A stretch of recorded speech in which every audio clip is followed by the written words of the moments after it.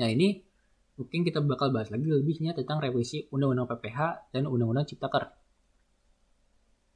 Nah, ini ada revisi pasal 4 ayat 1 ayat 1 di huruf G.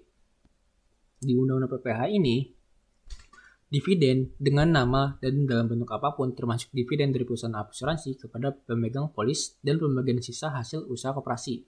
Nah, di sini dividen dengan nama dan dalam bentuk apapun termasuk dividen dari perusahaan asuransi dan kepada pemegang polis. Jadi pembagian SH koperasinya itu dihapus. Terus ada lagi nih tambahannya, dikecualikan dari ketentuan sebagaimana dimaksud pada ayat 1, warga WNA yang telah menjadi subjek pajak dalam negeri dikenai pajak penghasilan hanya atas penghasilan yang diterima atau diperoleh dari Indonesia dengan ketentuan memiliki keahlian tertentu dan berlaku selama 4 tahun pajak yang dihitung sejak menjadi subjek pajak dalam negeri. Yang B itu termasuk dalam pengertian penghasilan yang diterima atau diperoleh dari Indonesia sebagaimana dimaksud pada ayat 1A berupa penghasilan yang diterima atau diperoleh warga negara asing sehubungan dengan pekerjaan, jasa, atau kegiatan di Indonesia dengan nama dan dalam bentuk apapun yang dibayarkan di luar Indonesia. Yang 1C, ketentuan sebagaimana dimaksud pada ayat 1A tidak berlaku terhadap warga negara asing yang memanfaatkan persetujuan penghindaran pajak berganda antara pemerintah Indonesia dan pemerintah negara mitra atau yurisdiksi mitra persetujuan penghindaran pajak berganda tempat warga negara asing memperoleh penghasilan dari luar Indonesia.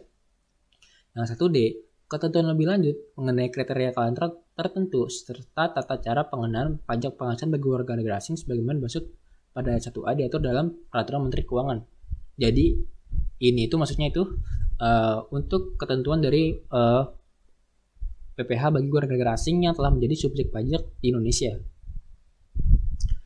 Terus dana setoran yaitu 5O, dana setoran biaya penyelenggaraan ibadah haji, BPIH, dan atau BPIH khusus, dan penghasilan dari pengembangan keuangan haji dalam bidang atau instrumen keuangan tertentu, diterima Badan Pengelolaan Keuangan Haji atau BPKH, yang ketentuannya diatur dengan atau berdasarkan PMK, dan sisa lebih yang diterima atau diperoleh badan atau lembaga sosial dan keagamaan yang terdaftar pada instansi yang membidanginya, yang ditanamkan kembali dalam bentuk sarana dan prasarana sosial dan keagamaan dalam jangka waktu paling lama 4 tahun sejak diperolehnya sisa lebih tersebut, atau ditempatkan sebagai dana abadi yang ketentuannya diatur lebih lanjut dengan atau berdasarkan Peraturan Menteri Keuangan.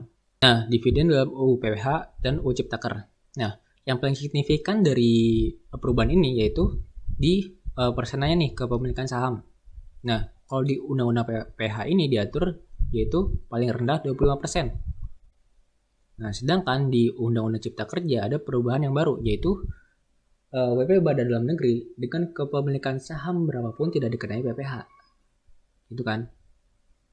Sedangkan wajib pajak orang pribadi dalam negeri dikenai PPH final 10%.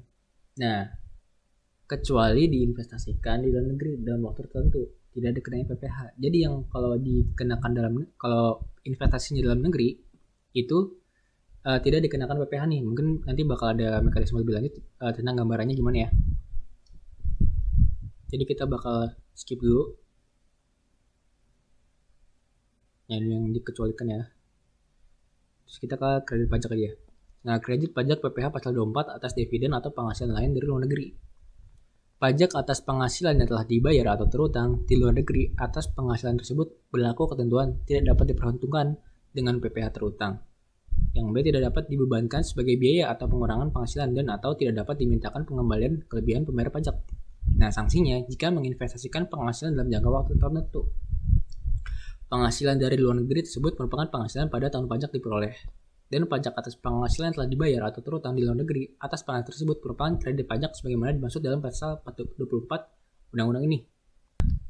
Ini kan di dalam negeri ya, investasi di dalam negeri. Kalau kita lihat, ada orang pribadi misalkan WNA atau WNA yang menginvestasi sahamnya di Indonesia.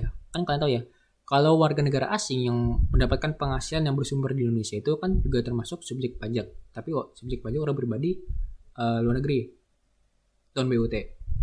Terus mendapatkan dividen. Ketika mendapatkan dividen, apakah orang pribadi itu mendapatkan menjadi objek pajak? Apakah jadi orang objek pajak atau tidak?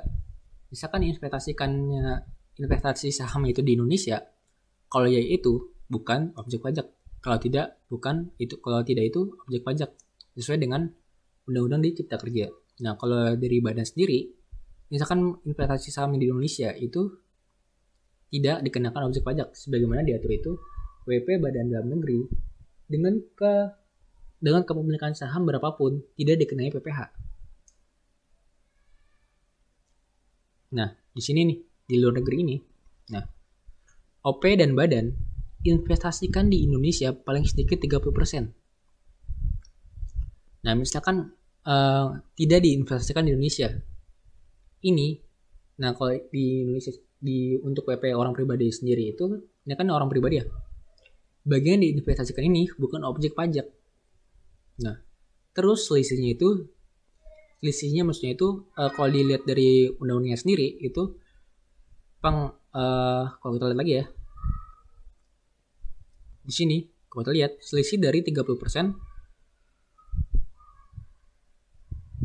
selisih dari 30% laba setelah pajak dikurangi dengan dividen dan atau penghasilan setelah pajak setelah yang diinvestasikan sebagaimana dimaksud pada huruf A. Ini kan kalau yang atas dividen dan penghasilan setelah pajak yang diinvestasikan tersebut itu kan dikecualikan ya. Tapi di sini selisihnya itu selisih labanya setelah pajak dikurangi dengan dividen itu dikenai pajak penghasilan.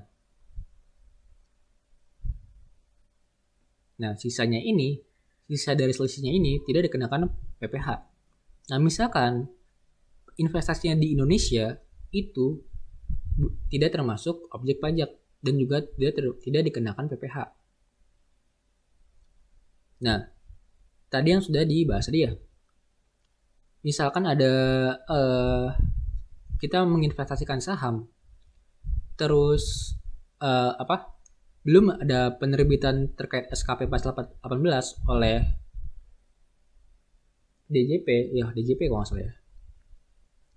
Ya, di sini kan dibilang ya, bila badan usaha di luar negeri yang sahamnya tidak diperdagangkan di BEI diinvestasikan di Indonesia sebelum DJP menerbitkan SKP atas dividen tersebut. Yang berarti kalau kita lihat dari situ, kita implementasikan ke sini, ketika OP dan badan sebelum adanya penerbitan SKP Pasal 18 menginvestasikan uangnya ke saham tersebut sebelum ada penerbitan SKP Pasal 18 itu dihitung menjadi objek pajak. Tetapi ketika sudah ada penerbitan SKP Pasal 18 itu terus diinvestasikan di Indonesia itu bukan objek pajak. Nah, WPDN ini sebenarnya sama dengan kayak OP dan badan, yaitu bila tidak diinvestasikan di Indonesia, bagian yang diinvestasikan ini dikecualikan dari PPh. Selisihnya dengan itu laba dikurangi dengan dividen dan penghasilan lain 30%-nya, dan sisanya tidak dikenakan PPh. Dan sebagaimana diatur di Ciptaker itu orang pribadi itu dan badan itu tidak dikecualikan objek PPh dan tidak dikenakan PPh. Nah, kalau kita lihat dari sini kan ada nih non BOT penghasilan, yaitu ada penghasilan berasal dari usaha aktif di luar negeri dan bukan penghasilan dari perusahaan dimiliki di luar negeri. Nah, kalau penghasilan lain dari luar negeri untuk WPDN, bila tidak diinvestasikan di Indonesia, bagian yang tidak diinvestasikan itu merupakan objek pajak. Nah, misalkan diinvestasikan di Indonesia, bagian yang diinvestasikan itu dikecualikan menjadi objek PPh. Dan sebagaimana diatur itu dikenai PPh final 10% bila tidak diinvestasikan di Indonesia. Nah, sekian dari pembahasan yang kali ini saya lakukan. Mohon maaf apabila ada kesalahan dalam penuturan kata atau ucapan dan yang lain-lain. Terima kasih telah menonton. Semoga apa yang saya berikan, apa yang saya bahas kali ini bermanfaat bagi kalian dan saya semua. Terima kasih atas perhatiannya.